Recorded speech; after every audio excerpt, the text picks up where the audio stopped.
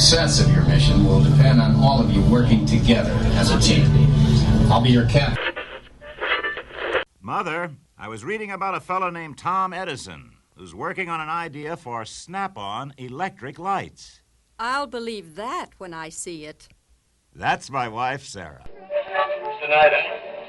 How old is the Earth? How was it formed? These and other questions about our watery planet have intrigued man since the beginning of time. I'm looking for a little more adventure. He's heading for a little bit of fun now. I'm hoping for a little more excitement. Time to be moving along. You see your true colors shining through those brilliant true colors. Eastern Airlines Flight 25, your vacation flight to cool Caribbean lagoons, now ready for boarding.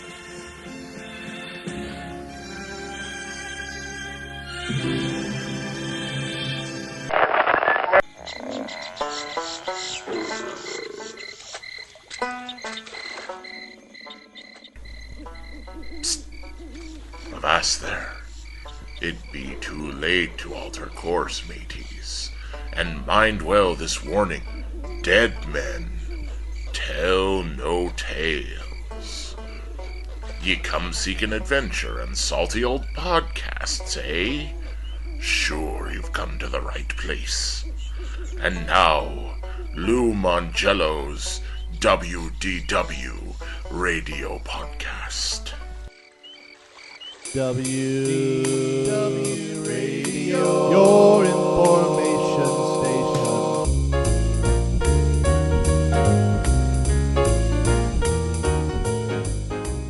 Welcome back to the WDW Radio Show. This is show number 16 for the week of May 27th, 2007.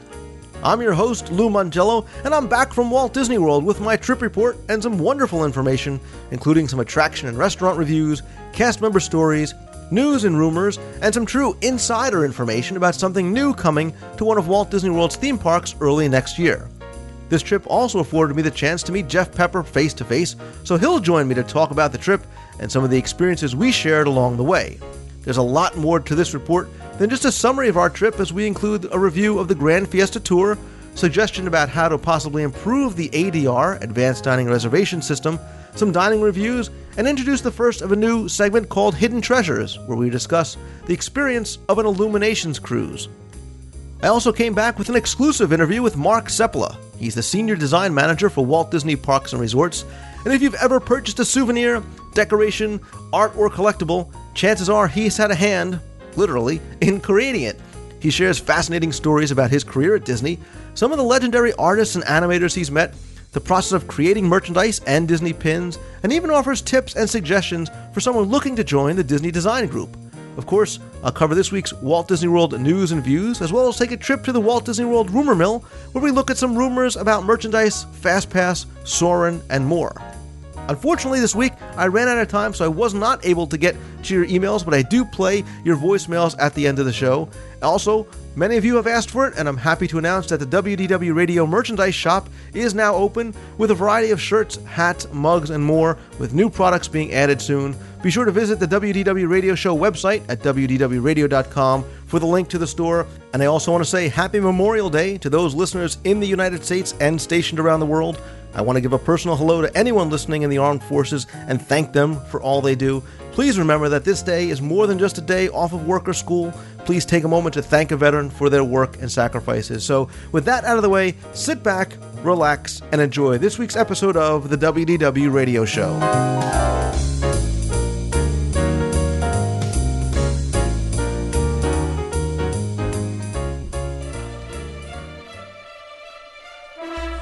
And now, a WDW Radio Show News and Views Report. Live from the WDW Radio Studios in Scotch Plains, New Jersey.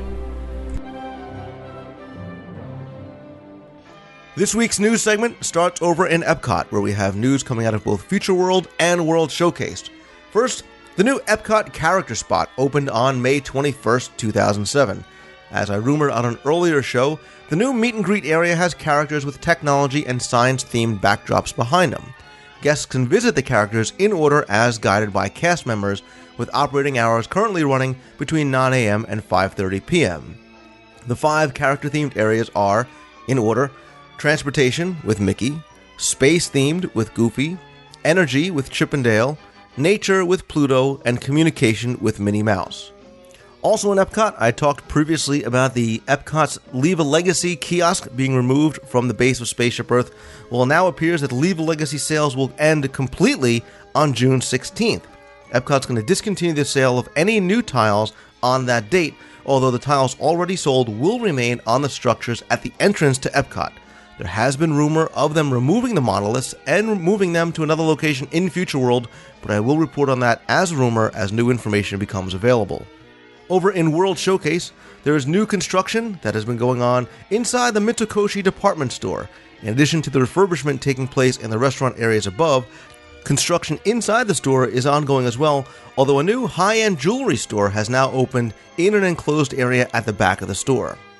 Bookings are now underway for the little one's travel time at Walt Disney World, and if you're thinking about traveling to Disney with your toddler and or preschooler, now may be the best time, as Disney has once again brought back the little one's travel time promotion for late August with a resort package and perfect for people traveling with young children. Disney just announced the special package for vacations between August 26th and September 22nd, 2007.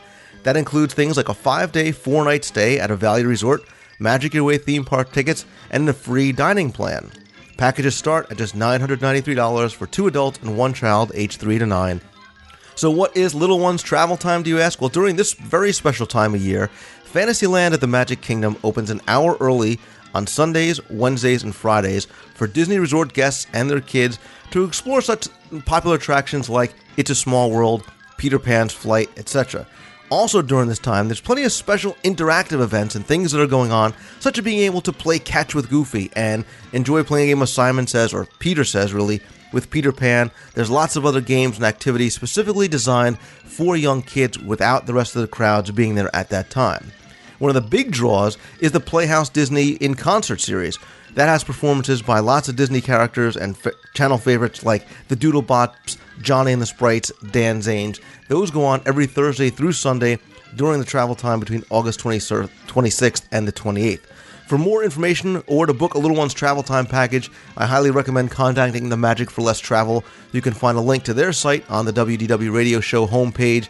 Note that the number of rooms allotted for this offer is limited, so I suggest you do look into this and book soon in order to take advantage of this special offer. Speaking of things for the kids, there is a new policy coming into effect for children eating at table service restaurants in Walt Disney World.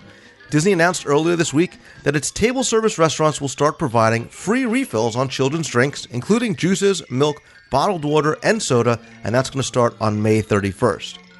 Though not something specifically Walt Disney World related, I did want to mention something that was brought to my attention about something that Disney is doing that struck me on really a personal level. Thanks to a combined effort between the Build-A-Bear Workshop and the Walt Disney Company, thousands of make-your-own Winnie the Pooh plush bears are going to be sent to children's hospitals in 3 countries through the Starlight Starbright Children's Foundation. Every time a guest makes a Winnie the Pooh of their own at a Build-A-Bear Workshop location and online at buildabear.com, they're asked to make another one at no charge to them, which is going to be donated by Build-A-Bear to a young Starlight Starbright child at a local children's hospital. This incredible promotion is going to take place at all the Build-A-Bear locations in the US, Canada, and the UK through June 30th, 2007. This program is part of the year-long activities known as the Year of Friendship in celebration of the 10th birthday of the Build-A-Bear Workshop. They will be participating in a number of charitable giving programs, and they say, quote, Winnie the Pooh represents friendship and the simple joys of childhood, making him the perfect character to be part of Build-A-Bear Workshop's A Year of Friendship campaign. That comes from Jeff Hoffman, Vice President of Disney Worldwide Outreach. Now, I said this is a personal story for me, as I have been working with the Starlight Starbright Foundation for a number of years through what I call my Disney World Trivia Dream Team project. That is a fundraising effort to help send pediatric cancer patients to Walt Disney World. My father's a cancer survivor, and after having gone with him to treatment and seen so many children at Sloan Kettering in New York City, I wanted to find a way to help them now, and I didn't mean just through donations for research, etc. So, since that time, I've been donating a portion of the proceeds from any books or merchandise I sell, as well as donations taken through the site to the Disney World Trivia Dream Team project. Now, Disney Dame 2004, that's Pat, brought this to my attention, which is appropriate since she has really been the driving force behind the Disney World Trivia Dream Team auction, which was held last year and will be again this year at the Magic Meets event in Harrisburg, Pennsylvania. Thanks to her efforts and the efforts of all the volunteers from DisneyWorldTrivia.com and Fred Block, who allowed us to hold the auction at his event, and everybody who's donated to the cause, either directly or indirectly, we've been able to send 3 families to date to Walt Disney World. Look for even more this year. Pat will probably come on the show soon to talk more about some of the special things we have planned and available at this year's auction. For more information about the auction or the DisneyWorldTrivia.com Dream Team project, you can visit the WDW Radio website show notes page. Finally, over at the Animal Kingdom Villas, Disney has begun taking Day 1 reservations at the Animal Kingdom Lodge Villas only from current Disney Vacation Club members with Animal Kingdom Villas points. They were allowed to book the 5th and 6th floor converted rooms in the existing Animal Kingdom Lodge, also known as the Jambo House. These villas were made available for stays starting on September 1st, but I'm also being told that late summer bookings may be available as well. On June 6th, Animal Kingdom Villas reservations will open to all DVC members, and when you book, the member service cast members may probably tell you that you may experience some construction noise during the day at the Animal Kingdom Village accommodations. That noise may spill over into the regular Animal Kingdom Lodge rooms, although work is expected to be isolated to the villas areas and not inconvenience other guests, but it is something that you should be made aware of. I'll put a link up in the show notes to the Disney Vacation Club website. As always, if you have any news that you'd like to share, send me an email to lou@wdwradio.com or call the voicemail at 206-202-4WDW.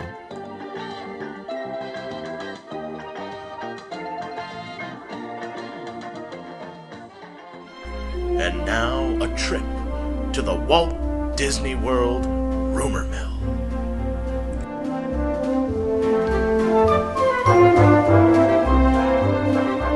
This week's visit to the Walt Disney World Rumor Mill starts off with, what else? Food. As there's a possibility of new dining coming to Walt Disney World, listener Erica wrote to me and said, "Good morning, Lou. I hope this note finds you well. I love your show and have been a listener since the very first episode of the old show. I never thought I'd be the one to supply a rumor, living way out in Texas, but I have one, although it's small and not very specific. McAllister's Deli is a great chain restaurant with several in our area, and they serve the best baked potatoes anywhere. When my husband went in the other night to pick out our carry-out order, he was wearing a shirt we purchased in our Disney cruise which reads, 'The beatings will continue until morale approves, a la Pirates.' Anyway, the manager asked my husband where he got his shirt, and they struck up a conversation about Disney. The manager got very excited and told my husband that Disney was flying out all the corporate people, our local manager included, down in October for McAllister's annual convention and putting them up at the boardwalk, and that during the convention there was going to be an introduction of McAllister's on Disney property. My first question to my husband was, where's it going to be? But he hadn't thought to ask the manager, so he didn't know. Sigh. Guess I need to work harder on converting him into a true Disney detective. Anyway, my guess is that this will be one of the restaurants in the new Western Way expansion. Just thought I'd pass it along. Keep up the great work, Erica. Erica, thank you very much. I did go over to the McAllister's Deli website. Did not find any specific information there, although I will put a link up in the show notes so people can get an idea of what the menu consists of.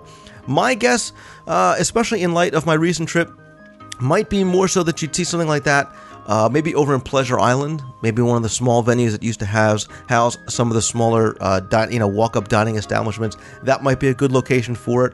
Maybe you'll see something like that in downtown Disney, maybe on the boardwalk. Not sure. Western Way is a number of years off. Then again, maybe they are going to start announcing who some of these vendors are going to be, some of these outside vendors. But we will, of course, report more as we hear more. And, of course, if anybody else has any information on this, please be sure to pass it along. I'll mention this as a possible spoiler because there are changes coming to the Kilimanjaro Safari attraction, so if you don't want to know what they are, if you don't want to be spoiled possibly, I suggest you fast forward just a little bit, because the changes are coming not only to the ride vehicles that we mentioned in the past, but to the attraction and the storyline itself. It seems that certain elements are going to be removed and changed, including the removal completely of the Miss Jobson character. Warden Wilson Matua, his lines, and possibly his plane are going to be removed. Big Red, and Little Red are going to be removed in name only, although there will still be a mother and baby elephant characters on the attraction.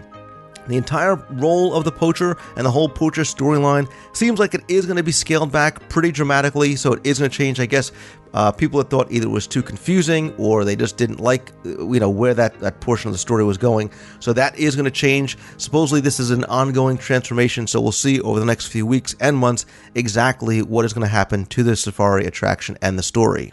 Speaking of the safari, I mentioned, I believe, 2 weeks ago about changes going to the Fast Passes that they were testing over at the safari. Well, it looks like these Fast Pass changes are going to be coming to the Magic Kingdom as well, as many Fast Pass machines have been reported as being down as they're being upgraded and converted to the new system that was being used and tested at the Kilimanjaro safaris. Allegedly, these new machines are going to allow guests to swipe their park tickets, kind of like at the checkout of a retail store where you swipe your credit card, instead of actually having to insert them into the machines, wait for it to get them to spit it back out, which should hopefully speed things up on the Fast Pass lines. These new machines are expected to be up and running around June 2nd. Over in Epcot, rumors about the queue change to Soarin' are back once again, this time having been mentioned to me in my recent trip by an Epcot cast member. Supposedly, he says, big changes are coming to the queue over at Soarin' to make the long waits not only bearable, but actually quite enjoyable, and be considered a more integrated part of the attraction, much like the Everest queue is very interesting, has a storyline to it. I couldn't get very much out of that, but this is something that has been rumored for a long time. Obviously, the waits in Soarin' are often very, very long, running from 45 to 60, even 90 minutes at a time. They do have some video screens, but very little else other than some long hallways with the high walls in between, so it'll be very interesting to see what if they're able to do, if anything, to the queue to make it a little bit more interesting, a little more appealable when you do have such a long wait. Rumors of a third water park coming to Walt Disney World are beginning to circulate, not only to guests, but to cast members, as well as some of the creative divisions in Walt Disney World. The rumor, and again, I stress that this is just rumor, is that this is going to be announced sometime next year. It is probably not going to be at River Country, nor will it be themed around pirates, love it or hate it, but it will be tied to other animated features. Again, as I find out more, I'll be sure to discuss it here on the show. Finally, I wanted to mention once again something I alluded to during the trip report, and that is a new merchandise design for Disney's Animal Kingdom. I was very fortunate to be able to see concept art and mock-ups of new merchandise that's going to be coming to Disney's Animal Kingdom early next year. I was asked not to say anything specific, but I can tell you that it's a radical departure of what you now see in Disney's Animal Kingdom, and will eventually see over at Disney's Cruise Line and possibly the other 3 theme parks. I can just say this, the merchandise is going to be very beautiful, it's very bright, it's very colorful. It's something that's actually going to be very fun to look at and actually, to a certain degree, play with, and you'll understand more what I mean when this comes out next year. I will say this merchandise is not 10th anniversary specific. It is just for a new image that they're trying to bring over to Disney's Animal Kingdom. In fact, you're probably going to see less of those kind of things happening, anniversary and birthday specific kind of merchandise coming out, as opposed to just more global kind of changes to merchandise throughout the parks. This merchandise lets them go in a different direction, opens up new opportunities for them, and again, you'll see what I mean when you see the merchandise. Again, it is beautiful. If you like Disney, if you like Disney's animated features, I think you are really, really going to enjoy what you see next year. And of course, if you have any rumors that you want to share or you want to comment on anything, call the voicemail, send me an email, or post in the WDW radio forums at DisneyWorldTrivia.com.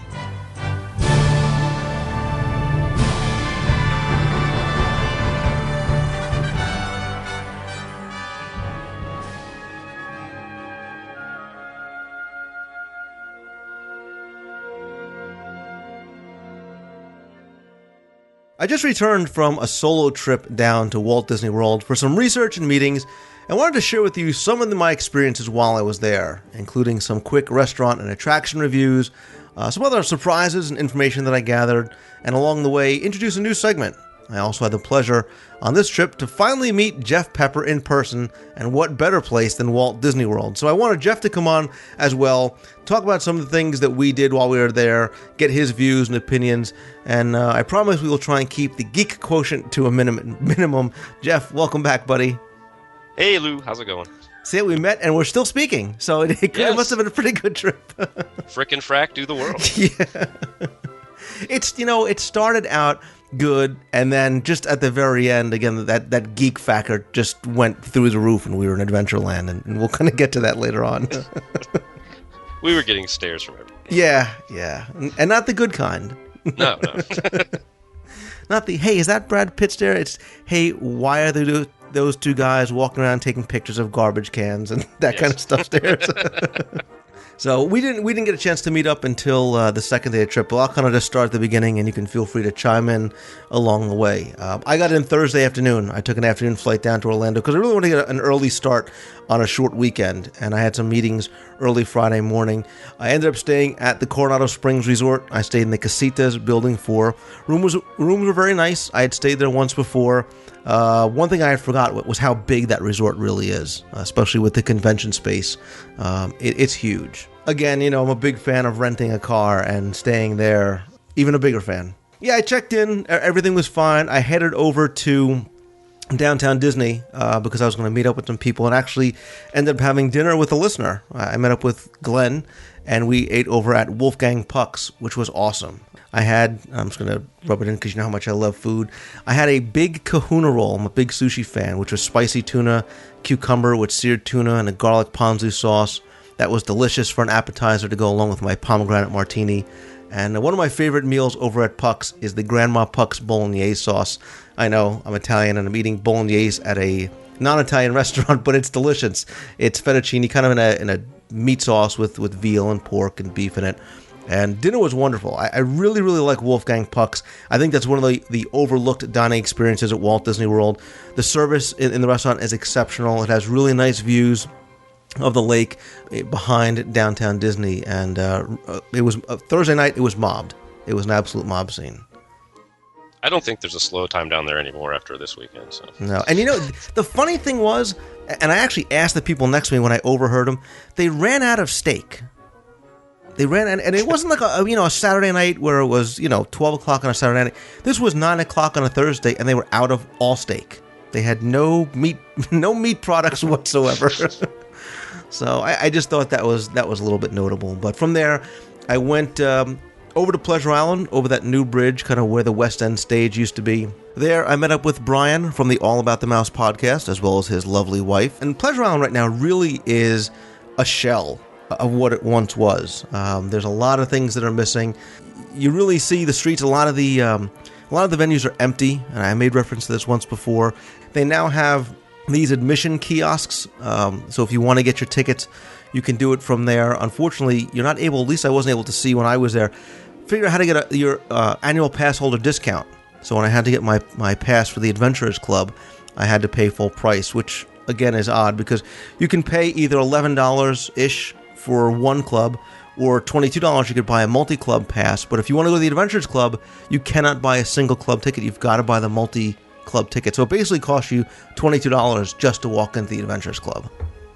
I'm totally confused by all that. We walked through back in November, and actually we spent some time in the Adventurers Club prior to, I guess, like to do the evening sneak preview prior to 7, and my kids got a big kick out of it because we didn't have to pay or anything before then. But when you were right about talking about the empty shells, when we walked up that stretch, when Pleasure Island opened, I really enjoyed that stretch of shops right before Adventurers Club that was yesteryear's Navigator Supply, and just all those buildings right there are completely empty. At least they were back in November. Is that still the case? Yeah, a lot of them are empty. A lot of them are changed. There's new things now. There's the Harley-Davidson store. You'll see that the central stage is now gone. Behind there, there's a boat dock that you can take the boat over to the Port Orleans Resort down the Sassagoula River. The streets seem narrower for some odd reason. And it's funny that you mentioned your kids, because it was one thing I took note of was that there was a lot of kids, even late at night. And when I went into the Adventurers Club for $22, there were a ton of kids there. In fact, when we were in one of the rooms, there was a 4-year-old there. And there was 4-year-olds and there was 10-year-olds. And I almost felt as though some of the performers felt restricted by the kids being in there. You see, they kind of had to hold back a little bit and kind of tailor some of their material to that, because usually it's a little bit more adult, but not, it's not blue. It's just a little bit more adult, if you know what I'm talking about. Yeah, I just felt it odd. Even one of the performers, had made a joke to the 4-year-old, and he's like, "Is this what your parents normally do on Thursday nights? Take you out to bars?" And because it must have been 11-ish, somewhere around there. So it was a little late, but we could spend really, maybe we will one day, spend a whole segment on the show talking about the Adventures Club, because if you've never been, you should really spend some time walking through, exploring, and of course interacting between yourself during the shows and even in between the shows with the cast members, go into the mask room and the treasure room and get to meet all the personalities there, because it's a lot of fun. A relatively early night for Lou, only because I had to get up at the crack of dawn the next morning because I wanted to open the Disney MGM studios. And when I went, it was empty. It was actually empty when I walked in the gates at 9 o'clock. I did Rock and Roller Coaster and Tower of Terror. This is kind of pre-quote-unquote research trip part. Before I started taking all my pictures and doing things like that. And I'll try and put some up in the show notes because I have some updated photos of the Toy Story Mania construction.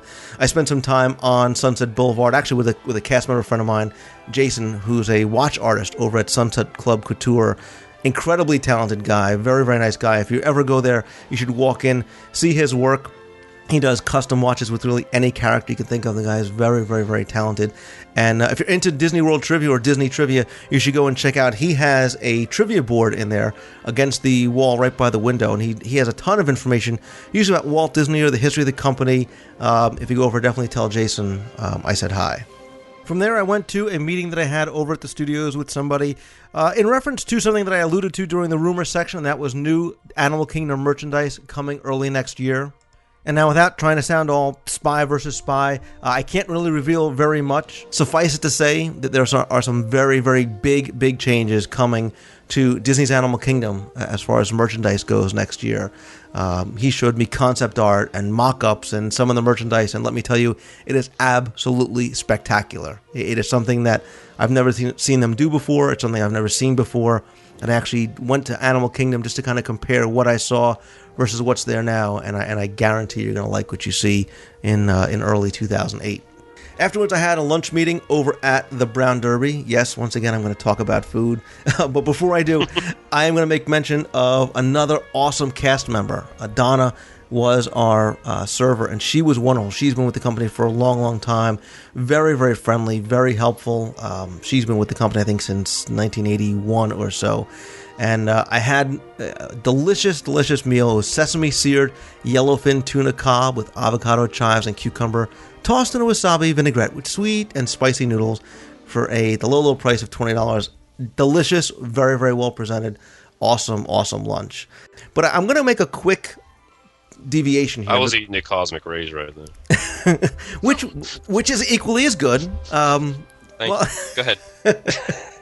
Anyway, the thing that I wanted to mention was about ADRs. And obviously we've talked about this in the past, and the difficulty for getting, and usually we're talking about dinner, but when trying to plan for this lunch meeting, I wasn't sure if I was going to eat either in the studios or over at Epcot. So I tried to get a couple of reservations at a few restaurants, and I couldn't. And it actually took 3 phone calls for me to, over a couple of days to get a lunchtime reservation over at the Brown Derby, which was odd, like I said, because it wasn't all that crowded. But it got me to thinking, dangerous as I know that is, about the difficulty. And I tried to see if I can come up with some kind of a solution to the ADR issue. And this is what I came up with, and you could tell me what you think, if you think this is good, bad, or absolutely ridiculous. But for the people that stay in Disney resorts on property, maybe Disney could institute some sort of an automated system to call your room the night before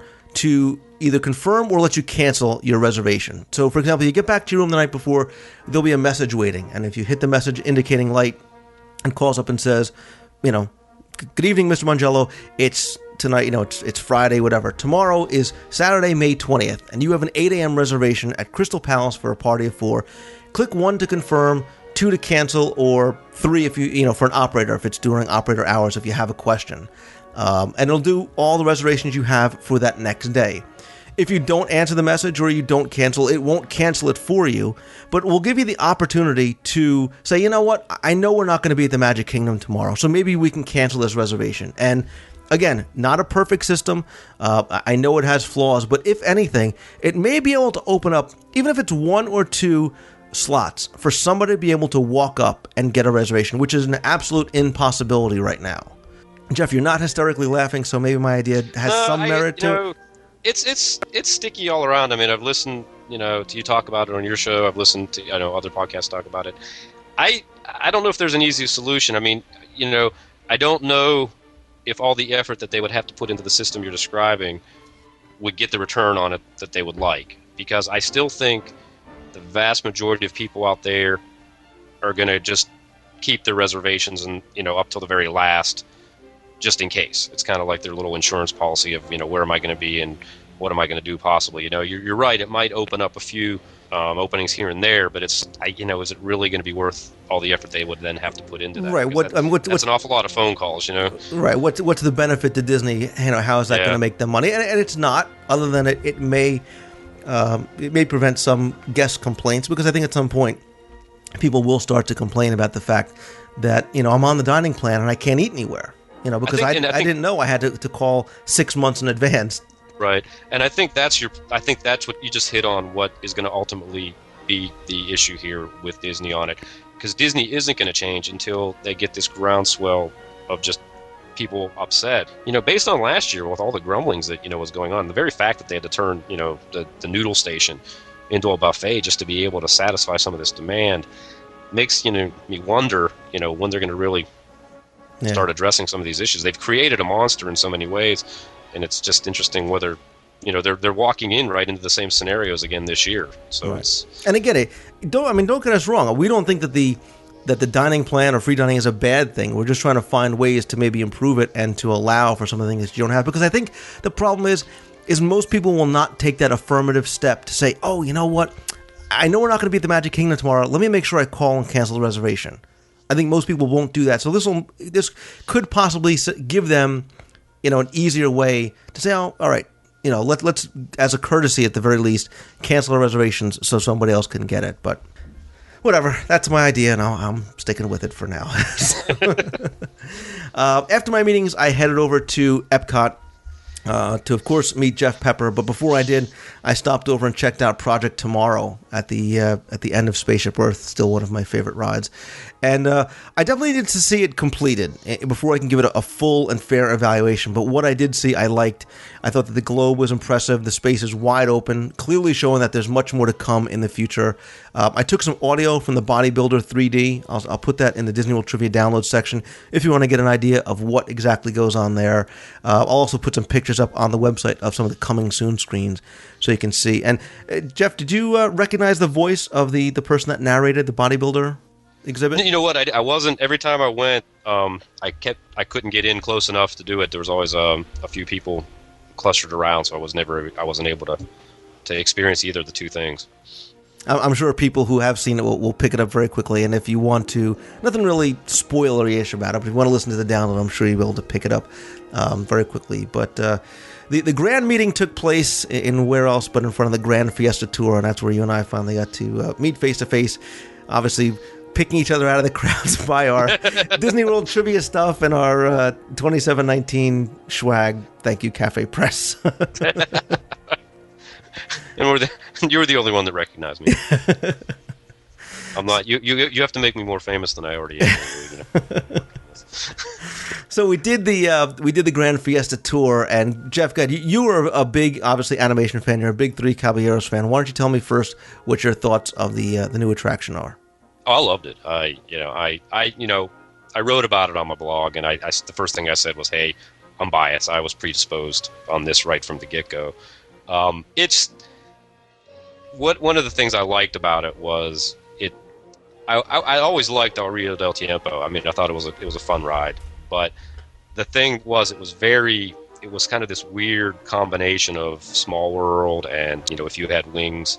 And then it had the weird Aztec stuff at the beginning. Right. So, it was always a little disjointed in that regard. And what I like about this is it just ties the whole attraction together from beginning to end. And the thing that I've noticed when I've talked to a few other folks, if you're a big Three Caballeros fan, if you really like the movies Saludos Amigos and Three Caballeros, I think you're going to really, really enjoy it because it has that same feel. Those movies were combinations of live action and animation, and they use that to great effect in this by, they're utilizing all the existing film screens that were in El Rio de Tiempo. I thought it was very bright, that the animations were beautiful, very vivid, very colorful. The music was great. Again, I can't say, yes, I'm a huge Three Caballeros fan, because I think many of us probably haven't seen it or haven't seen it in years.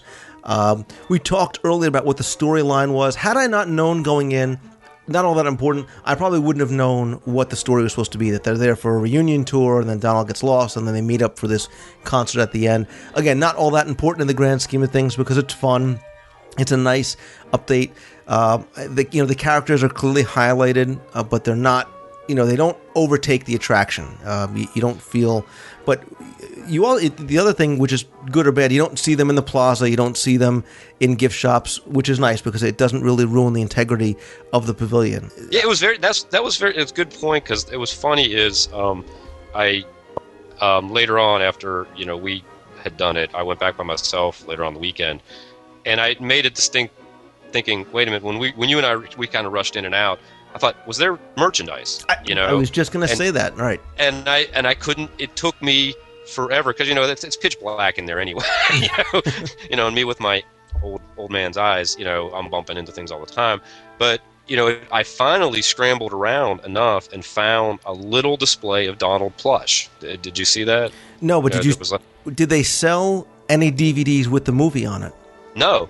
See, that's what there was like one tiny little, almost like a little table that had a bunch of Donald plush, and it was strictly Donald plush, and I swear this was leftover Donald plush from years ago, because there used to be a time when they would sell, if you remember, the international gateway shops. Right. The merchandise was very much themed to World Showcase. It was like very distinct World Showcase branded merchandise.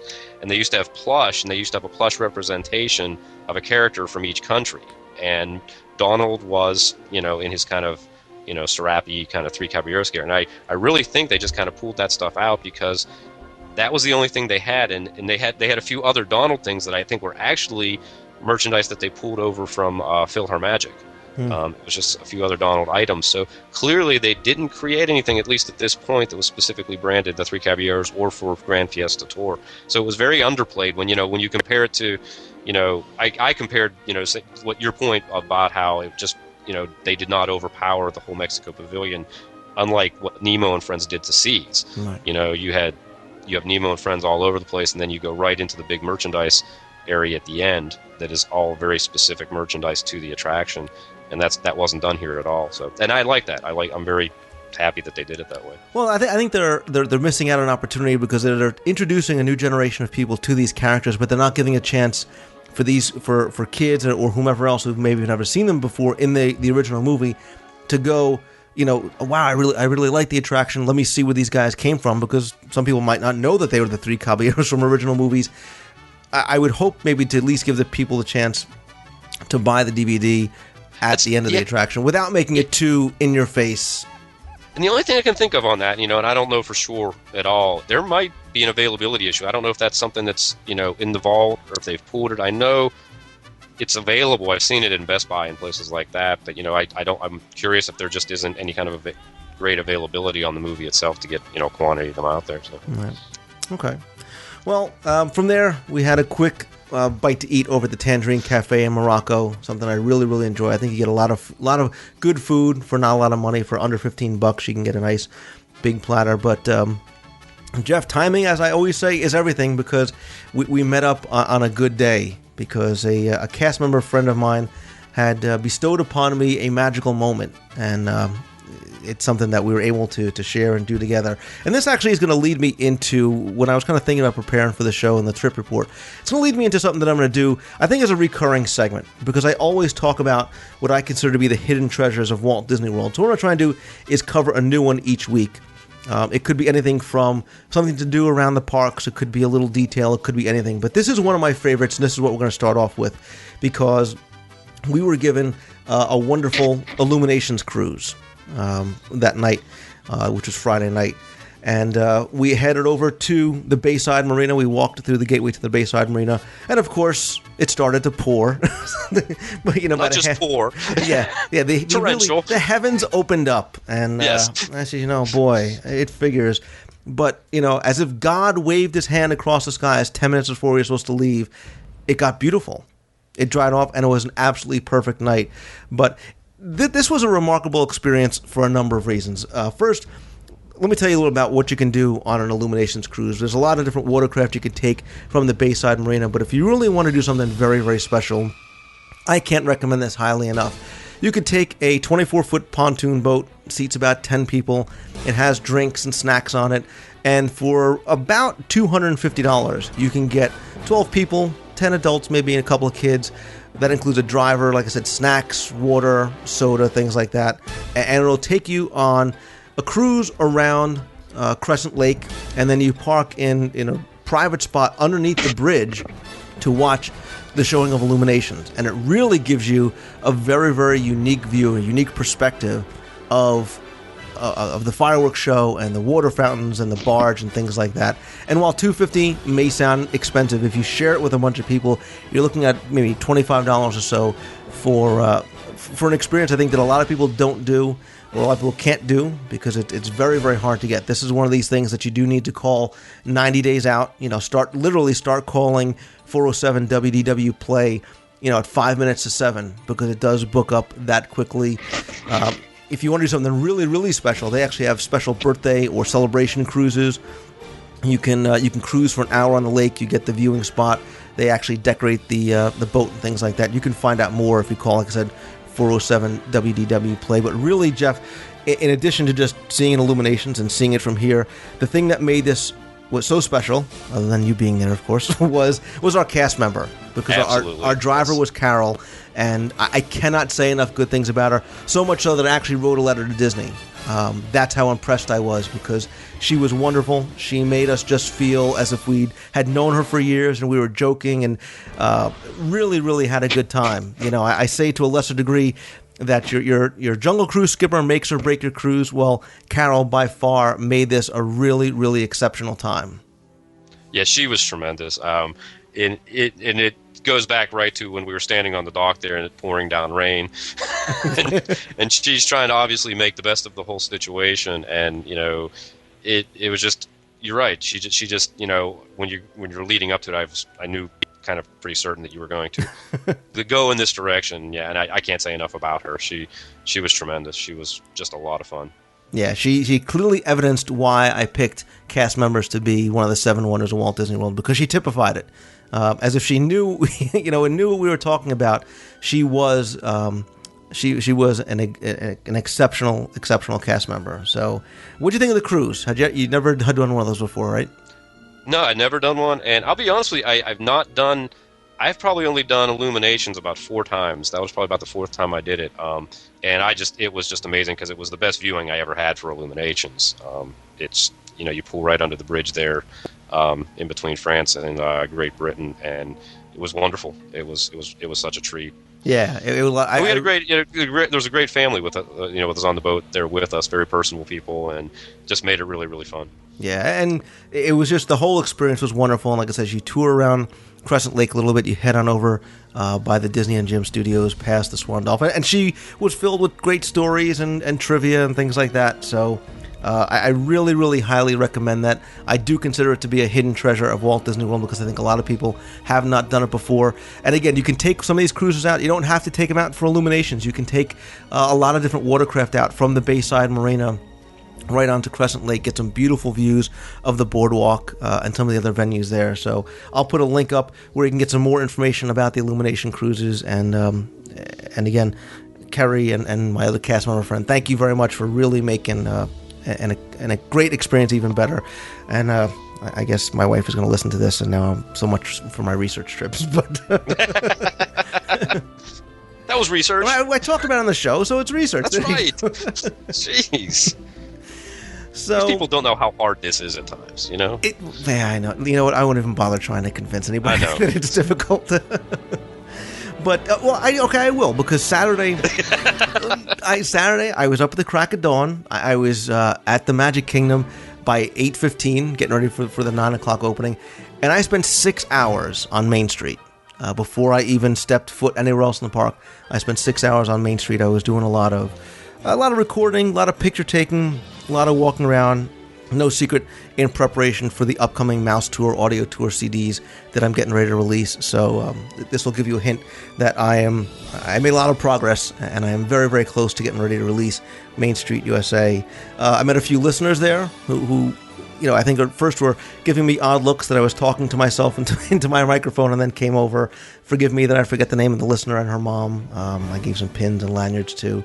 But it was actually hard work. It was hard work walking up and down Main Street, getting those odd stares from people and things like that. You were not at the where were you on Saturday? I was Animal Kingdom. And for what you were doing there on Main Street, I was pretty much covering Africa and Asia. I was one of my favorite things. I went in immediately and got Everest out of the way. And the nice thing about Everest is when you do these solo trips, research trips, you can do that single rider line, and that makes it a little bit more beneficial. And actually, I don't even think I needed to do it that morning, because it was I kind of got on right away and got on off and got right back on again. But I really love the God, Lou, when I talk to you, the Yeti. You love the Yeti. I don't love the Yeti. I love the Yeti, but I don't love the Yeti. The Tiger Trail, come on, God. I can talk about, I can bring out some obscure fact or three caballeros from 50 years ago, and I can't remember where I was last weekend. The Maharaja Jungle Trek? Maharaja, thank you. God. People are screaming at their iPods going, I know, they're screaming, you old man, take some, ginkgo biloba. Senility sets in. God, I'm so... see, here again, I could probably quote like half the crates I took pictures on that trail.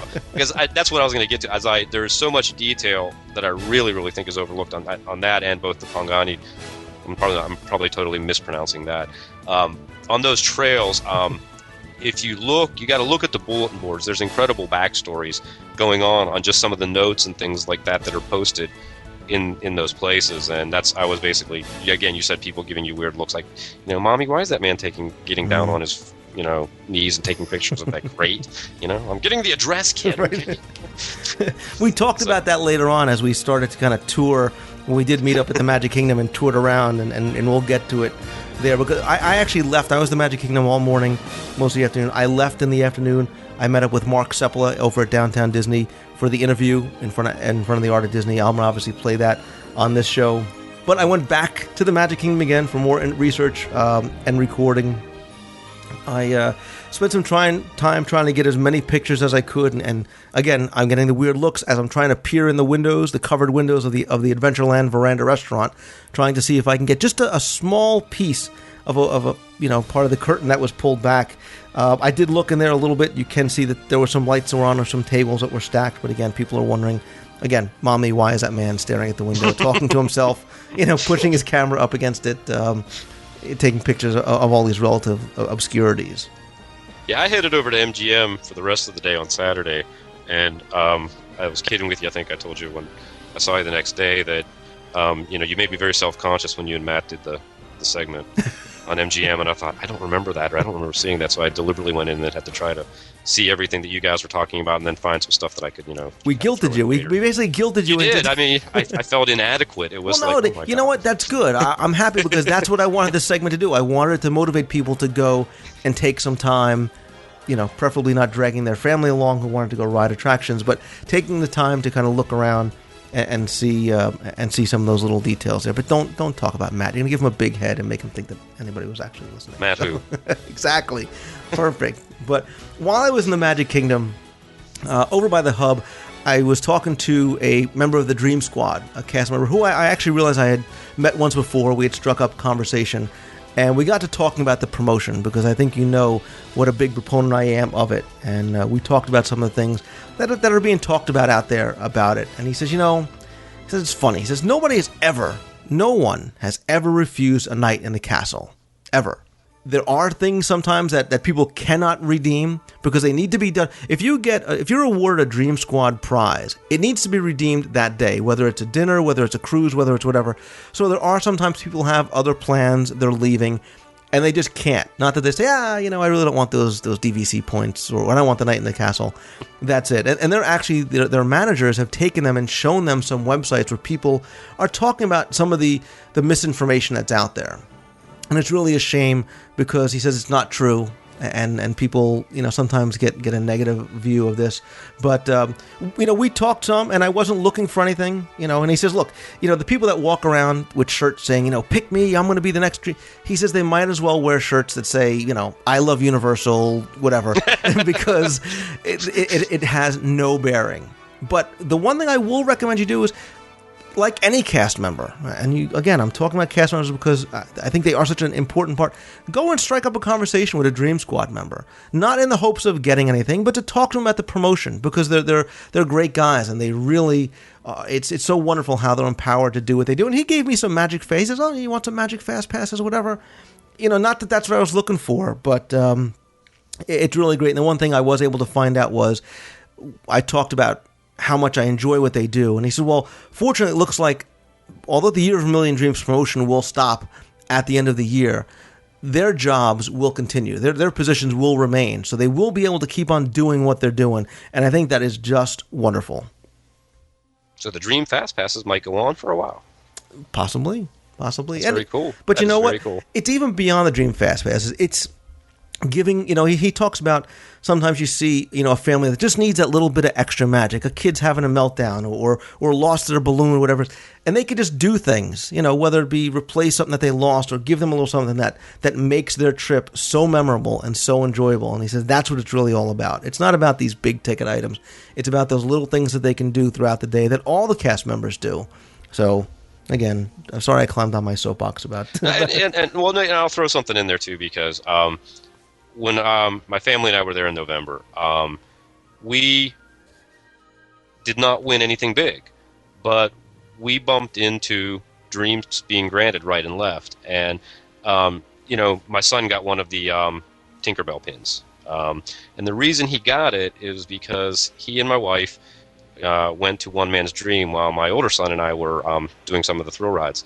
And because he took his time and carefully walked through every exhibit, and then at one exhibit he struck up a conversation with another little girl that was there and explained something to her that she didn't understand about Walt Disney.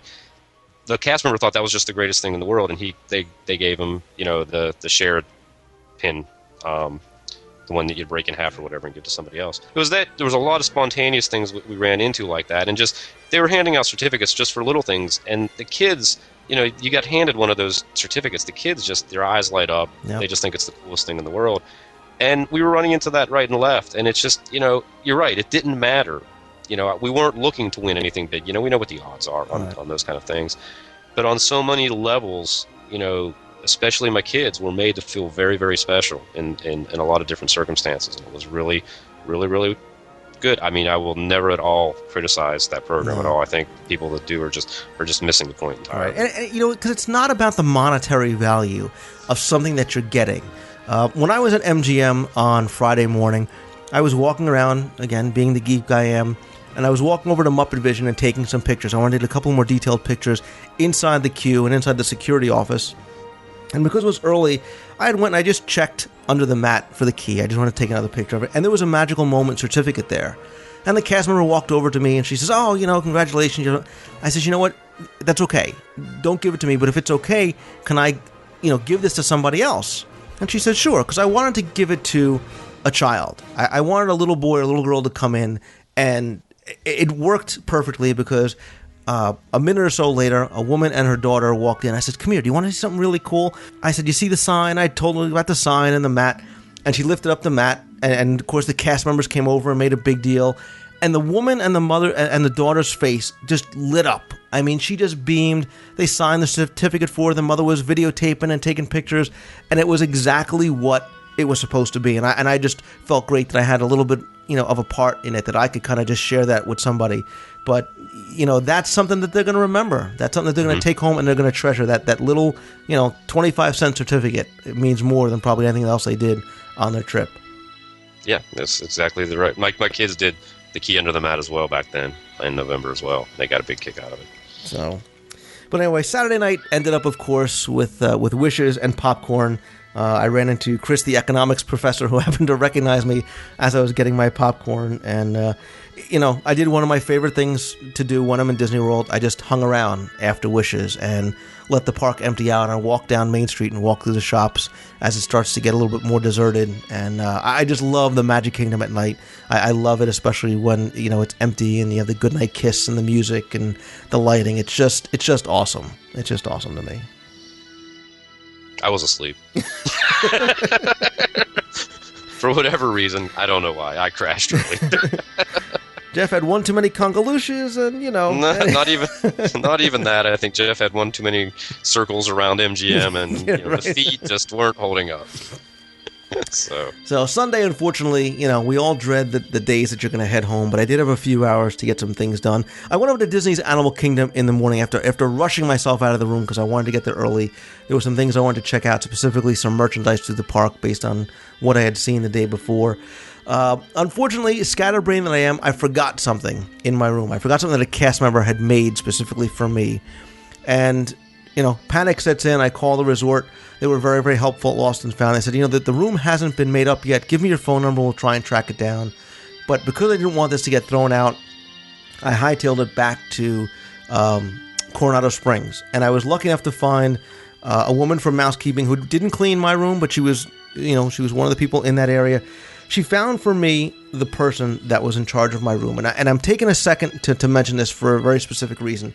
I had talked about, I think in an email, tipping for Mousekeeping. And I said, I usually tip at the end of the day. Well, a listener, I think his name is David, sent me a suggestion, said, you shouldn't really wait till the end of the stay because, like a lot of hotels, it's not always the same person who cleans your room every day, especially if you're staying on a weekend. Somebody that cleans your room on Friday may not be the same person on Sunday, so if you leave it for one person, they may not be, sharing it with the people before. So I had started leaving something for them on every day, every morning before I left the room. So I found the person who had just cleaned my room because I went in and unfortunately my thing was gone. And in her cart, very carefully laid in there, she had the piece of art that was created for me. And when she knew who I was, when I told what room I was, there was a little communication barrier, but it was very easy. She indicated to me how appreciative she was of what I had done for her, of leaving her something every day, just as I was appreciative of her, not just tearing it up, throwing it away, whatever. She knew that it was something that was going to mean something to me. We were able to kind of get past that communication. We actually hugged each other because, she was thanking me and I was thanking her. And again, even on that level, the cast members doing what they do to really make your trip something special. I know. Shedding a tear. Everybody's like, "Will you big wuss?" Well, whatever. It was a big deal for me because the item meant something to me, and well, I know I shouldn't have left it in the room in the first place, but that's besides the point. So I had lunch over at Kona Cafe with Steve Barrett. We all know him as the author of the Hidden Mickey's Guide. We had a great lunch. I won't bore you with the details of what I ate because Jeff will rub in how he ended up having a cheeseburger somewhere. But that would have been the Tomorrowland Terrace. Yeah, and that so was the chicken and the mashed potatoes and very nice, polite server that said, "Move up to the counter." No, Steve and I had a great time, and Steve's been on the show before. We talked for a while. He's going to be a regular guest on the show, where he's probably going to do a monthly segment all about Hidden Mickeys and a lot of other fun stuff. So look for Steve probably sometime next month coming back and doing a cool Hidden Mickey segment. And then, of course, Jeff, I came back and met up with you.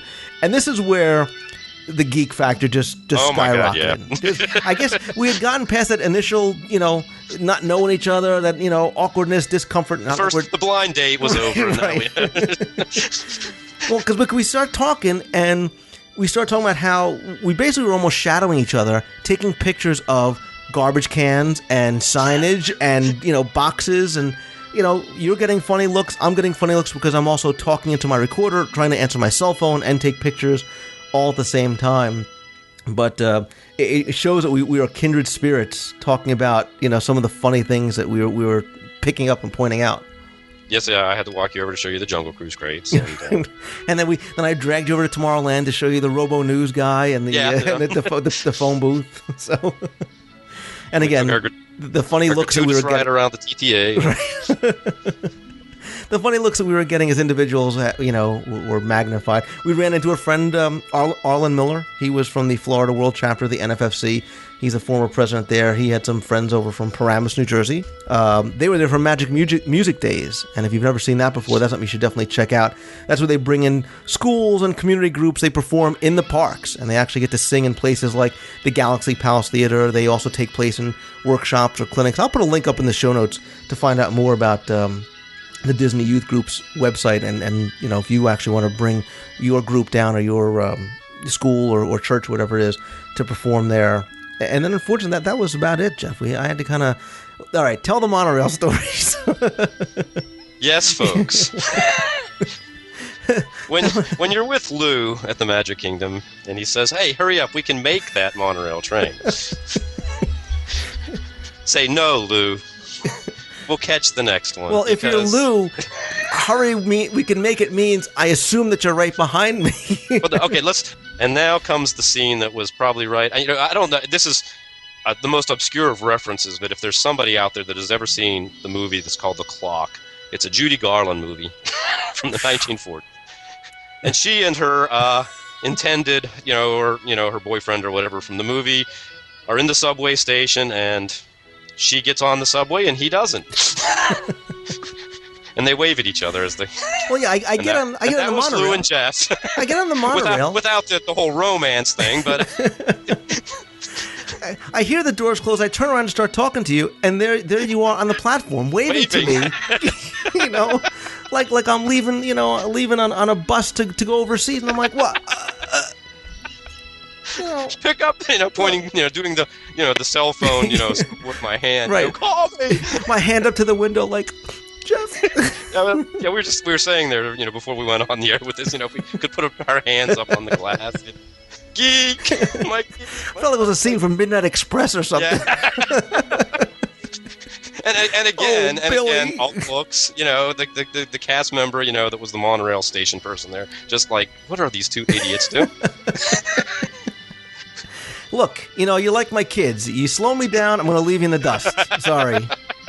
I left you stranded at the monorail station, but anyway. So needless to say that if we hook up at Mouse Fest or whatever, I am not going near a monorail with you. I'm going to have to get you one of those, one of those little kiddie leashes. At which point then I've been dragged along. Let go!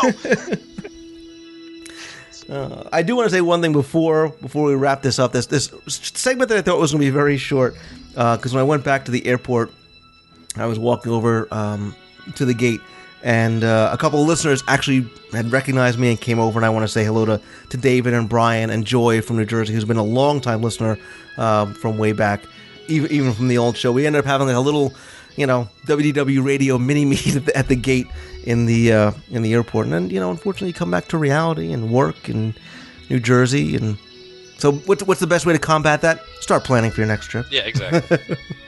Start planning for your next trip, hopefully in September for the NFFC. So, Jeff, we got Magic Meets before then. That's right.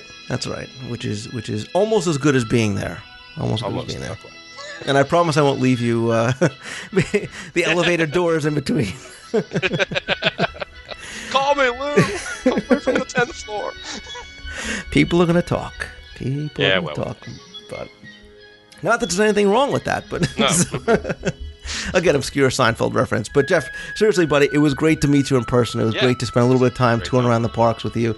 We'll have to do it some more, and and definitely just ignore the stares from strangers, but because it was a lot of fun, and I'm sure on future segments we'll talk about some of the things that we investigated, some of the things that we covered while we were there. Okay. Hey, quick shameless plug. Of course. Okay.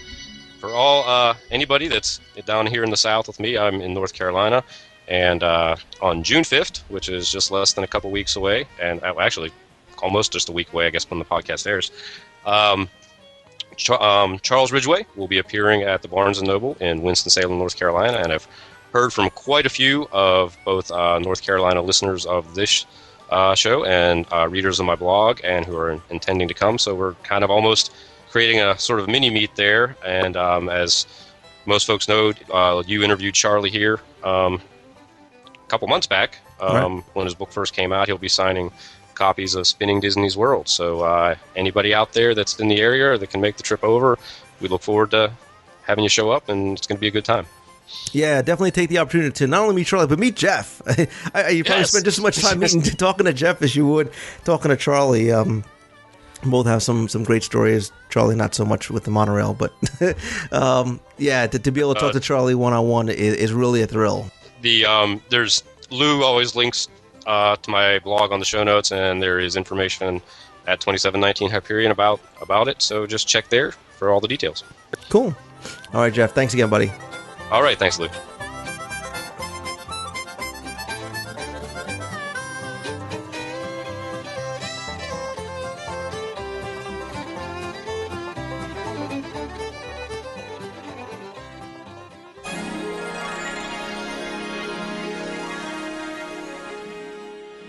I'm pleased to present to you at this time an interview that I conducted last week with Mark Seppala.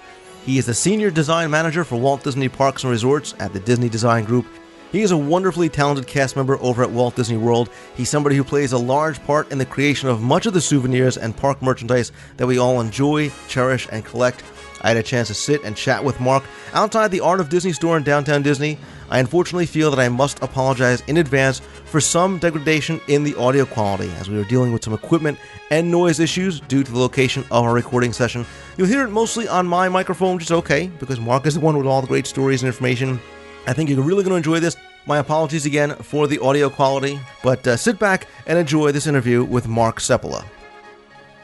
I want to welcome to the show Mark Seppala. He's a Senior Design Manager for Walt Disney Parks and Resorts, and a man who I want to make my new best friend because he is in charge of the creation of tons of great merchandise that's sold at the parks and resorts, all the seasonal merchandise, home decorations, the souvenirs, and some of our favorites, all the art and collectibles. Mark, welcome to the WDW Radio Show. Thank you. Welcome. Glad to be here. We are sitting on a beautiful day here in Walt Disney World in downtown Disney, outside of actually a store where some of your merchandise is featured, the Art of Disney. We'll kind of get to that a little bit more later on. But let's kind of start at the beginning. Let's go back and tell me how you got started working with the company. Let's see. Well, it goes back to when I was 5 years old, actually. I always wanted to work for Disney. I mean, it was just a dream of mine. I used to take newspaper ads for like Cinderella and tear it out of the newspaper and put it on a piece of glass on a gooseneck lamp and trace off of it. So I was pretending I was an animator. And all through high school, I just wanted to work for Disney. Went to art school. And actually I majored in animation and advertising in art school. And all through school I kept telling people I wanted to work for Disney. The dean of my school kept telling me, you'll never work for Disney, the competition's too great. And I just looked at him and said, yes I will, I'll work there someday. And so after I graduated from art school, it was right around Vietnam. And I went into the Navy for 4 years. And even in the Navy I still did lots of artwork, a lot of little sketches of the characters, and helped out doing newsletters and things in there. And then from there, I got out of the Navy in, 1972, and did various jobs, animation studios, design studios, and I kept sending down my resume here. I want to work for Disney. I want to work for Disney. I was just, it's a squeaky wheel, I tell everybody. Right. So I think 10 years had gone by before I said, okay, this is going to do it. If it doesn't work, it wasn't meant to be. And I sent an illustration I did of Mickey at Typhoon Lagoon, and I sent it over to the marketing division. It was over in Sunbank building at the time. And I was living in Boston at the time, and my mother was in West Palm Beach. So I sent out the letter to Disney down here, and I went down to visit my mother. And then by the time I get down there, she said there was either a telegram or a message that the people up in Orlando want to interview you. And I didn't have a portfolio with me. I didn't have any of my work with me other than one little tiny sheet. We call it tear sheet. And it had some artwork that I had done for, I think, Disney Consumer Products for Disney Babies, and some backgrounds that I'd done for a McDonald's commercial. So it was just like a one sheet. So I came up here, and I met with Dale Moore, who was in charge of resort design at the time. And it's funny when you hand somebody a portfolio or something, a switch goes off and it's like you can only do one thing, you can't do anything. So he looks at my stuff and he goes, oh, this guy can only do characters, you know. But I had a big background doing brochures and logos and all that stuff. And so he said, well, they're putting an attractions merchandise group together, maybe you should go over there and talk to them. So after 10 years, I go over there and I started talking to John Fulcher, who was the head of the department at the time, and he gave me like 5 jobs in like 5 minutes. So I did freelance work for him for like 6 months, and they couldn't find anybody to head up the department to manage the artists. And one thing led to another, and I got the job. From freelance to manager that quickly. Yep. And they called me up one day, and after interviewing with people up in California and down here, they called me up and they said, gave me the job description and told me what I'd be doing. They said, would you like the job? And it was like, I was doing cartwheels, you know, and the tried to play it cool, right, but very cool. And they said, when can you be here? And I said, 2 weeks. 15 minutes. 2 weeks. No, 2 weeks, let me wrap it up. So I was down here in 2 weeks. So that was 17 years ago. It was funny when I first went into my office, when Bob Bowman, who was head of the department at the time, said, here's your office, and I walked in, it's a nice big office, and I'm looking around, I'm going, I wonder where I'll be in 5 years. Will I still be here? Will I be doing something different? And here it is, 17 years later. Same office? No, many different offices. And it's gone by like that. And when you started in that position, what kind of jobs were you doing? What kind of merchandise were you designing? I did it all back then. We only had 5 artists, so we did everything. Wow. We did the soft lines and the hard lines. When you say soft line and hard line? Soft lines would be clothing, okay. Jewelry, and then hard lines is any like souvenir items and water globes and things like that, pins. So it was a real juggling act trying to get the artists on staff to do stuff plus manage a freelance. At some point after that, you started to get more involved in the design of Disney pins, correct? That was years later. We kind of like segmented the art group, and so everybody had like a specific job that they were doing. You know, either there was a park or a category. Mm-hmm. So I think it must be about 8 years ago I took on pins. So I did that for like 5 years. It was fun. Because every pin is like an individual little piece of artwork. Piece of art. Kind of cool. Tell us more about the process of making a pin, because we talked before we started recording about the whole process of creating some of the artwork and the collectibles and even things like frames. I can imagine the process of creating a pin from concept to reality. Who comes up with the idea and how does it go from? Well, we deal with product developers who it's their responsibility to put the whole assortment together and get it into the shops. So they will come up with a plan, and they need to do, say, 10 Mickey pins for the year. And, that's just one little item. And what they will do is they will write up a work order or an art request for the 10 pins, individual request. And one might be, I want one with Mickey and Minnie on a beach. I want one with them at Downtown Disney, one at Animal Kingdom. So you basically run the show from there. I mean, you show the concepts to the product developers. You might tweak it a little bit, and just go to final from there. I mean, it's pretty quick. What do you think the time frame is from when you get the initial concept? It depends. If their hair is on fire, they need it right away. You can turn one around in a few days. But if you've got, we do a lot of pin sets, frame pin sets. Like if it's for seasonal, you might do a whole group. So, it can run from months to like a couple of days. It depends. Were you ever able to say, I have a great idea for a Peter Pan pin, and sketch it out and then present it to somebody and say, hey, this might be a good idea for a pin, or was everything basically dictated to you? If I come up with an idea of something, I'll pitch it to the product developer, and they might say, well, we don't want to do it right now, but save it and we'll use it later. What do you think about the, especially over the past few years, this exponential growth in pin trading and where it's gone from probably when you first started? When we first, I can remember the first time I ever signed the back of a pin. I think it was a cast member came up to me and said, "Would you sign the back of it?" And I was going like, "Sure, it's going to be kind of tiny."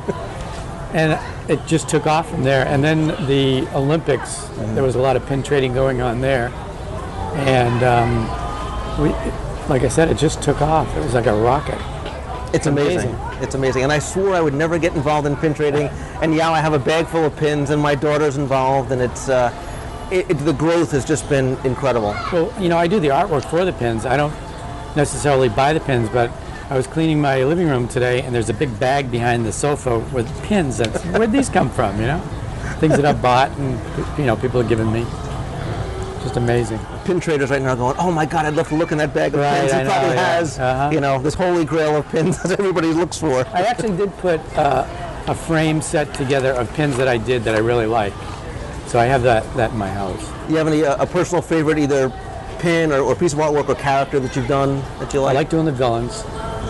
As far as pins go, you know, there's been so many. I can't put my finger on one. I think I enjoyed doing the pin sets. There was a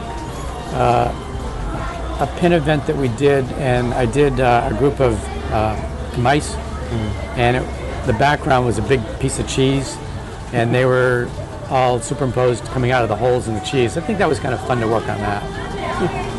So in addition to pins, what other kind of merchandise? You said some of the hard and soft things. What are you doing now? What kind of merchandise do you work on now? Well, you know, I used to do probably 90% artwork and 10% administrative. Now it's probably 10%, if that, artwork and the other administrative. So I get to be kind of like Walt said, be like a little bee and go around, make sure everybody's busy. I might come up with a concept and then hand it off to somebody else. So right now we're working on seasonal for 2008, 2009. You know, we work pretty far out. I was going to say that's how far in advance you really go out. Home deck, we're kind of give that a big push. So there's some new stuff coming out there. Art and collectibles is kind of like ongoing. You know, there's a constant. It's not something that, you know, has like peaks and valleys.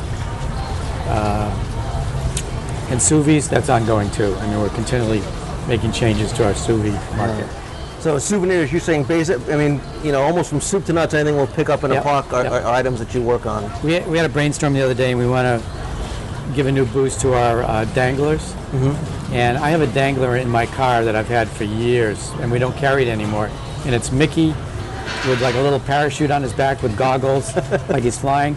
So I said to the product developer, you know, why don't we bring that back and do like a whole line? So she's okay with the idea. Hasn't put in a request for it yet, but I've already been doing some sketches. You know. I mean, it just lends itself to being, you know, a dangler if it's a parachute shooter or something, you know, like they've jumped out of a plane, or Peter Pan, or character like that. Any flying character. And I've got some really cute ideas. If she buys off on this, I can't tell you what they are, for danglers that we're going to do. It could be really cute. It's something we haven't done before. You have pieces in here? You have work that you've done in here, you think? Somewhere, probably. You know, it's funny, when I first started with Disney, we had an artist on staff, Russell Schroeder, he was probably one of the best character artists we ever had. And I went out and bought a t-shirt or something, and I said, Russell, did you do this? And he scratched his head and he goes, I don't remember doing that. You know, I can't remember if I did that or not. And I thought, this guy's crazy, you know, he can't remember artwork that he's done. And sure enough, you know, somebody comes up to me and says, you know, Mark, did you do this? And I go, gee, I don't remember. Might be. And the thing of it is, some of the artists, their style kind of mimics each other. So it's like, I'll look at a piece of artwork and think, did Alex do this? Did Brian do this? Did I do this? Did somebody else that used to work for us do it? And I have to go back and kind of pick my brains, you know, to figure out if I did it. So even though, you know, you obviously have to be so true to the form of characters, especially, you know, the classics, Mickey Mouse, you're able to distinguish sometimes. Oh, yeah. It's funny, you put a little piece of yourself in there. We had an artist, Mark Deli, who worked for us for years, and I could always tell his Mickeys because they were short and squat. And, you know, another character artist that was with us, you could always tell his Mickeys because they were a little bit taller and slimmer. You know, certain things that you do, like whenever I do a character, I always put the back of the throat in for some reason or other. I don't know why. So that's the Mark Sepulveda trademark. It's one of them. The other artists do it, but that could be the one that could be mine. And the casual guest, the casual observer would never probably pick up on those differences, on the subtle differences. No. Because you're given strict guidelines in order to keep the integrity of the characters. Are there like reference models you work off, or you just know? I know how to draw Goofy. I know how to draw Donald. I haven't gotten to the point where I can just, I can do like a sketch of a character, but I would never put it on product without having a model sheet or some reference in front of me, because you have to be right on model. And even now, each team has a senior character artist on that team, and the other associate character artist or character artist will go to the senior and say, "What do you think? Is this okay?" And I do the same thing. I'll go in there. You're always improving yourself. It must be, so rewarding, like giving birth without the pain to finally see you. That's what I always equate that to like giving birth.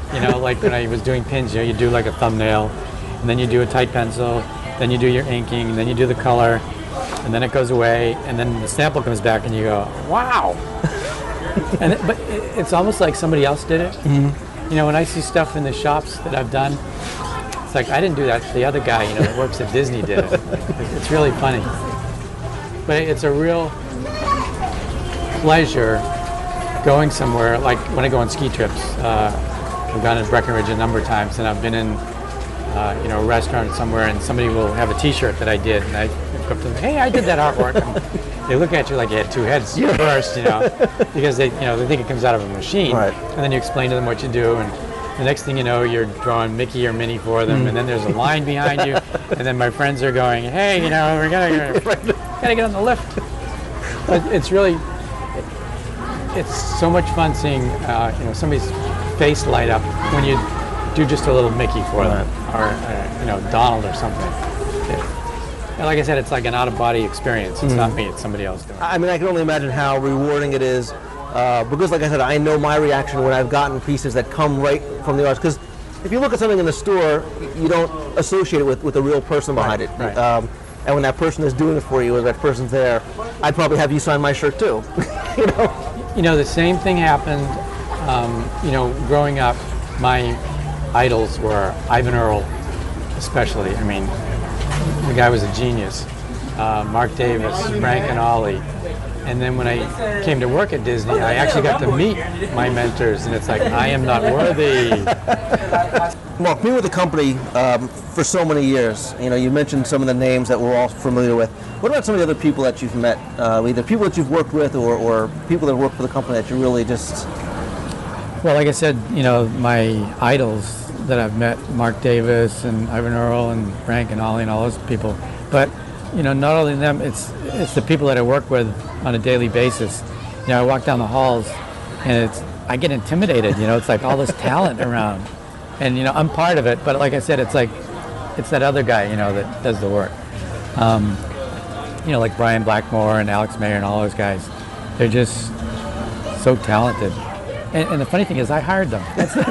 I was going to say, you are, you're the leader of the elite of the elite. Well, one of them. One of them. Nobody else is listening. Don't worry.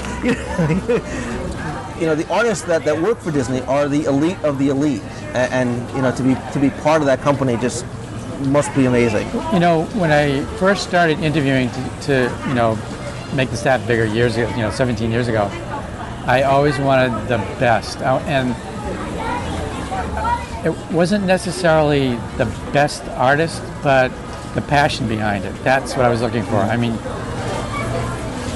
if you don't have the passion, it's going to show in your work.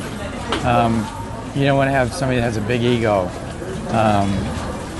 You want somebody that loves Disney, loves the history.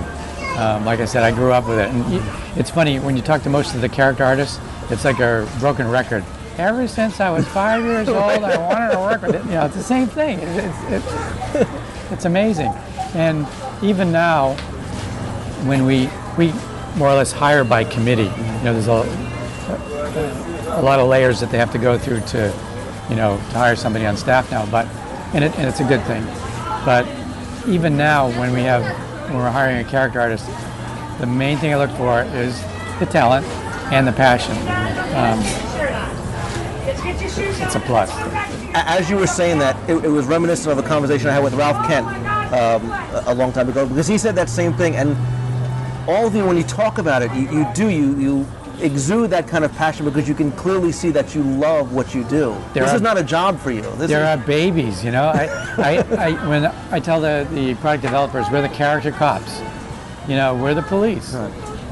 And we want to protect our babies, you know, to make sure that they're not doing anything wrong and they're not interfering in each other's worlds. And so, you know, sometimes, you know, we can be seen as emotional and aloof, or however you want to say it, but we just want to protect the brand and protect our family. You know? And speaking to Alex and Brian, that's exactly what they said, and they were very serious when they talked about the integrity of their characters and what they draw. And you don't realize the thought process that goes into when you see multiple characters in an environment or in a storyboard together. The placement of them and where they're looking and who's touching and who's not touching is very, very well thought out. It's not random what you see. I think most guests don't realize when you look at what we call a storybook scene with all the characters in it, they don't realize, you know, it looks like they're all having a great time together, but they don't interact with each other. You wouldn't see Scar standing next to Bambi, you know, looking down like, that's my next meal, right. Because they're in separate worlds. You wouldn't have Snow White on the phone or with a calculator. We try and keep that separate. And when we're developing product, to be current, it's kind of a challenge because you want to be contemporary, you want to be up to date, but you don't want to cross that line where you're jeopardizing the brand and the There's a limited number of characters, right. I guess, that could skateboard and be on a motorcycle or whatever it is. And right. Cinderella's probably not one of them. No. You talked about, you know, the hiring process briefly, and a question that for some reason I get, and I'm sure you must get on a daily basis as well.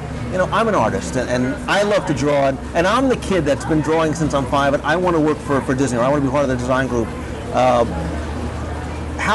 What would somebody do if this is really what they want? I always tell the students, you know, and I've been to different art schools, recruiting students, be focused. Don't be wishy-washy. Like I said, it took me, or since I was 5, and it took me 10 years, you know, to get into Disney. You've got to have a focus and know what you want. And don't let anybody talk you out of it if you really want it. That's the main thing. And have that passion that you talked about. Yeah. And the funny thing is, before I worked for Disney, I worked at various design studios and ad agencies. I worked at an animation studio for a short time. But it's funny, all during that time, whenever I was designing something, whether it was a logo or a brochure or whatever, I would say, how would they do it at Disney? You know, because they were the experts on it. In my world, that they were the best. And you know, that's what I do today. Just try and do the best I can. The difference I seem to gather from you is it's one thing to design something for somebody else where you're not maybe almost emotionally attached to it, whereas in Disney, you do almost need to be a fan, and you do have that attachment to the characters and to the product, and it's not just a job, it's an adventure. It's more than a job to you. It's more than just a product that you're putting out. It's funny, I go to meetings and there'll be all these adults sitting in this meeting, you know, different ages, and we're all talking about Mickey and Goofy and Donald, and I'm sitting there sometimes in my head going, wow, you know. You talk about them as if they're people, as if they're... But, you know, somebody's got to do it. That's all. But it's fun. It's a great job.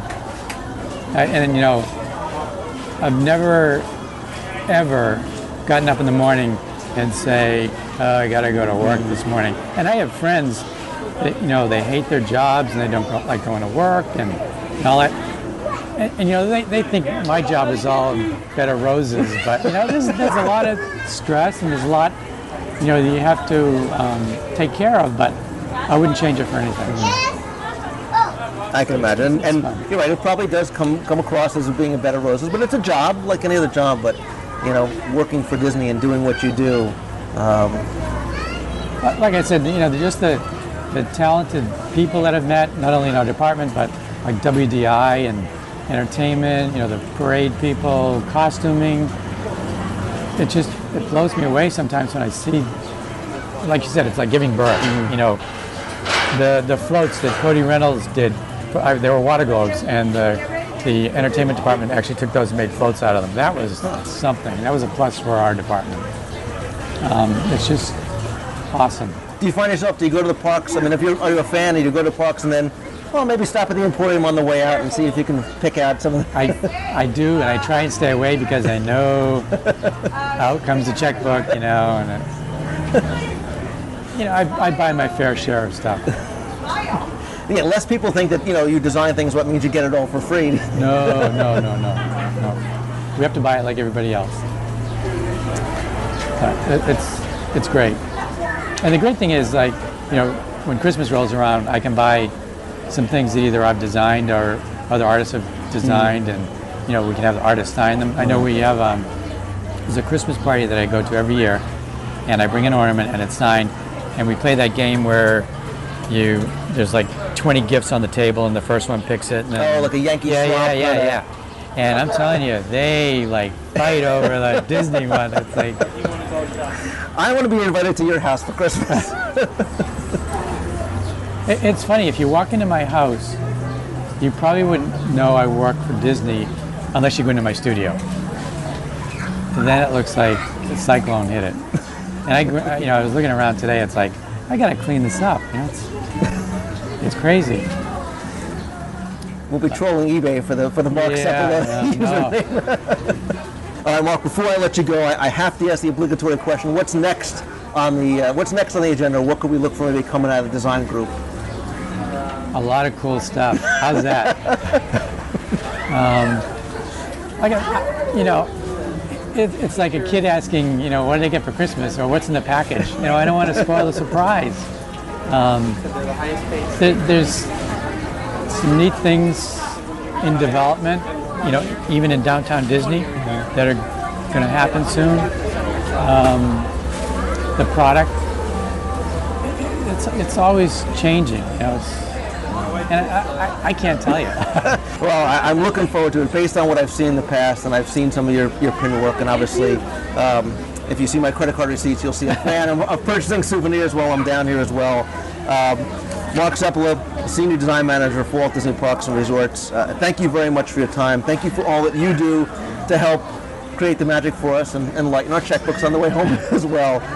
You truly are among the very elite in artists, and we do all appreciate what you do and what you create. I'm just a little guy, and in a big, huge company. Like I said, it's almost like somebody else has done this stuff. It's not me. It's the Mark Sepulveda that goes to DDG that does it, not me. Well, you know what? Part of the reason why I wanted to have you on is because when we buy a piece of merchandise, or when we buy a pin or a shirt, you have no idea who the person is behind it, how it came to be from that person's mind, from that person's hand. And it's important for me to let you know that we do appreciate it, that it's not something that we just buy and throw on a shelf. It's something that we love and often treasure, and and I know because I collect the stuff too, and I have things on my shelf at home, and it's like, don't anybody touch it, keep your hands off of. And luckily I know I can find out who did it, but some I don't know. I have some old pieces of artwork that go way back that I treasure them, and so I know how the guests feel. Oh, good, because we do appreciate it, and I appreciate you taking your time and coming down here and meeting me. Thank you. This is a lot of fun for me. Thank you. Thank you. Appreciate it.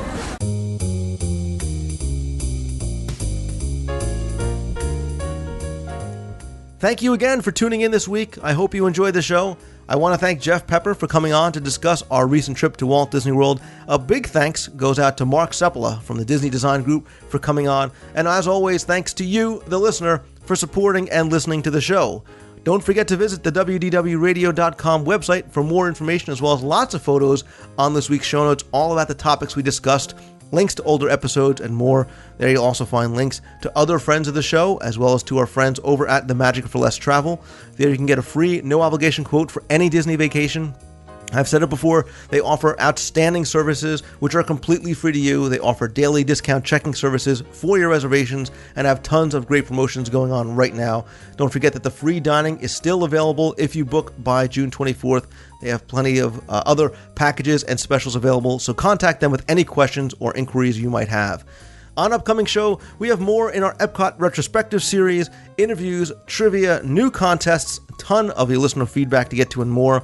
Don't forget that I'm still looking for your input on the next of the 7 Wonders of Walt Disney World, which as I announced as being cast members. I want you to share your stories or your thoughts about why cast members are one of the true 7 Wonders of Walt Disney World. You can call the voicemail at 206-202-4WDW.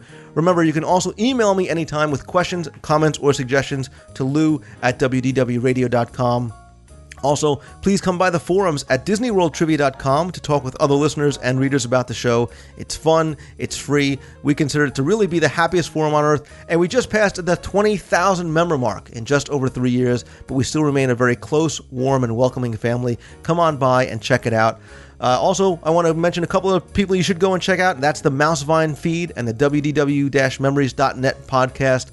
I'm going to post links to that up in the show notes. And if you're going to be in the Walt Disney World area in June, why don't you stop by the NFFC's World Chapter Meeting. That's Saturday, June 23rd. Their special guest is going to be Greg Ehrbar. He's a 2-time Grammy-nominated writer, producer, as well as also the author of Mouse Tracks, which is the first comprehensive history of Walt Disney's in-studio recording company. You can visit them at Mousetracks online for more information. So I sincerely want to thank you all again for tuning in this week. Please help spread the word to your friends and family and our other communities online. Have a great week. So.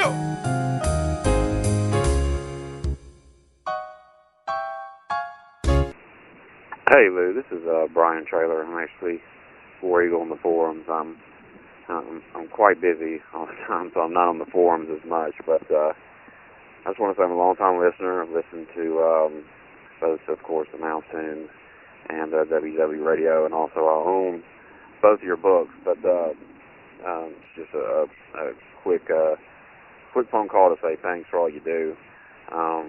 Like you, I was fortunate enough to have grandparents live near Disney when I was young, so I got to visit the parks at least once a year with them. So they lived actually in Wildwood, Florida. So Disney, this podcast is really enjoyable just for that fact, for me having so much knowledge as well.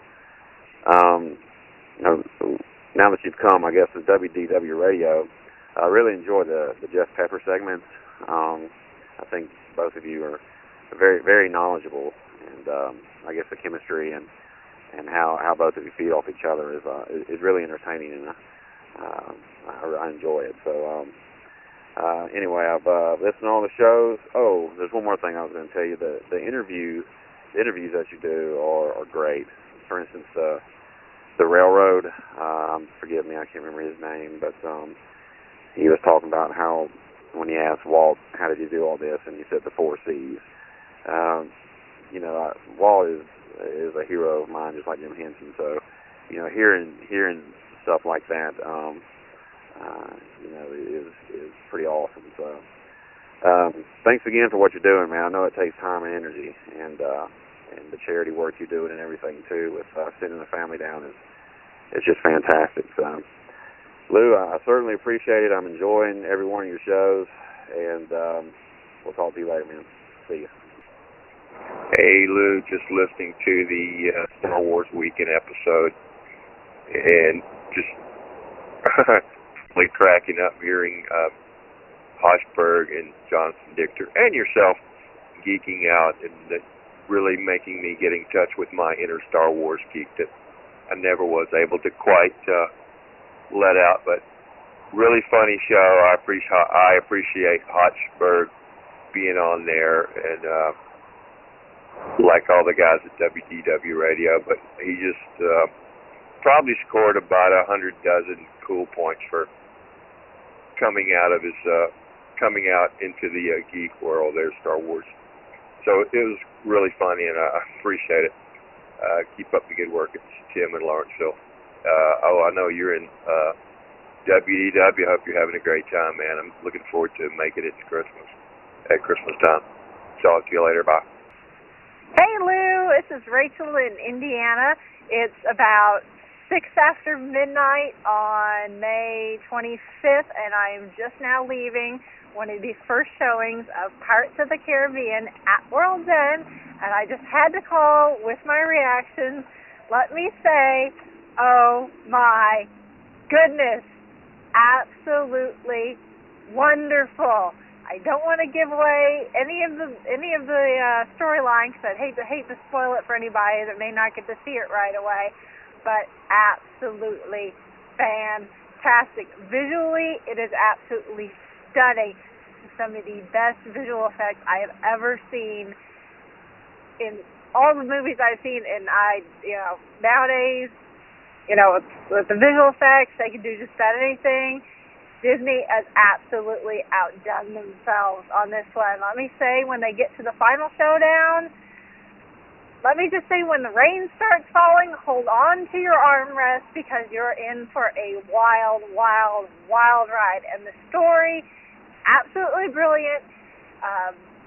There are some bits that are kind of slow, but, you get over that when, once they get into the real meat and potatoes of the story, as one might say. At the end, it kind of leaves it to, it ties up some loose ends for some of the characters. I will certainly say that, if they do decide to make more and Orlando Bloom and Keira Knightley decide they don't want to do it anymore, that I think they could do that. It would be a shame to, without them in it, because they're absolutely brilliant too, but, really it's 50-50. They could really do it either way. And as for Johnny Depp, absolutely another brilliant performance as Captain Jack Sparrow. Jeffrey Rush as Captain Barbossa, absolutely fantastic. Chow Yun-Fat, absolutely amazing. Everybody, Keith Richards, he's not in there for a very long time, but when he is in there, he's absolutely, he fits right in as the part he plays. Is what most people know, that he plays Jack Sparrow's father. Absolutely fits that role to a T. And for those of you that may not be that, or as a final little hint, let me certainly say that as with the past two movies, do not leave when the credits start rolling. Stay until after the credits. They've certainly added that last little bit, just like they have with the last two films. You don't want to miss it. That is certainly just the icing on the cake to the end of the film. But I will stop babbling now. I highly, highly, highly recommend seeing this movie as soon as possible. I will probably be seeing again at least once or twice more during the Memorial Day weekend. I just can't say enough things about how amazing this movie is, and is absolutely worth the 2 hours and 45 minutes that it runs. It's 2 thumbs up, 4 stars, 5 stars, whatever you call it, 10 out of 10. Absolutely brilliant. Keep up with the good work, Lou. Love the podcast. Can't wait to hear the next episode, and see ya!